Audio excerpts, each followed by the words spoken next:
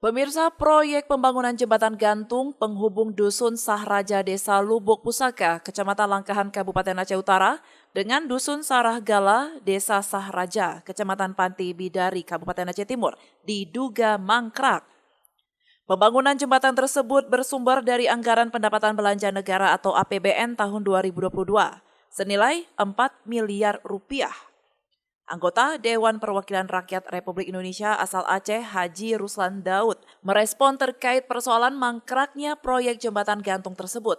Menurut Ruslan, dampak dari tidak tuntasnya proyek jembatan itu sangat merugikan masyarakat, lantaran belum dapat memanfaatkan hasil dari pembangunan tersebut. Ruslan mengaku sudah berulang kali mendorong pihak pemerintah supaya pada tahun 2023 ini proyek tersebut dapat ditender ulang. Menurut informasi yang diterima oleh Puja TV, pejabat pembuat komitmen pada Satuan Kerja Pelaksanaan Jalan Nasional Wilayah 1 Provinsi Aceh, Cut Feradiana menyatakan, pihaknya telah memutuskan kontrak dengan kontraktor pelaksana jembatan gantung tersebut. Pasalnya, pihak rekanan yakni CV Pulau Tanjung mengaku tidak sanggup lagi melanjutkan pekerjaan yang bersumber dari APBN tahun 2022 ini. Dikarenakan kondisi alam yang cukup ekstrim, sehingga menyulitkan pendistribusian logistik dan para tukang untuk mencapai lokasi pekerjaan. Ya, harapan kita dan juga harapan masyarakat.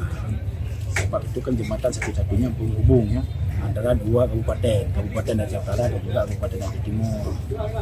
Dan juga beliau-beliau sudah datang ke tempat saya di Jakarta untuk memohon supaya jembatan ini dapat terwujud segera.